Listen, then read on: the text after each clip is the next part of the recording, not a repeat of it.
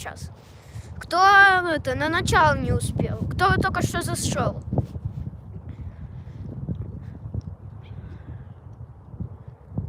Скажи, что хотим птица. Кстати, ребята, слушайте супер историю. Мы однажды запустили этот воздушный змей к птицам. То есть там стая ворона летела, и мы прям к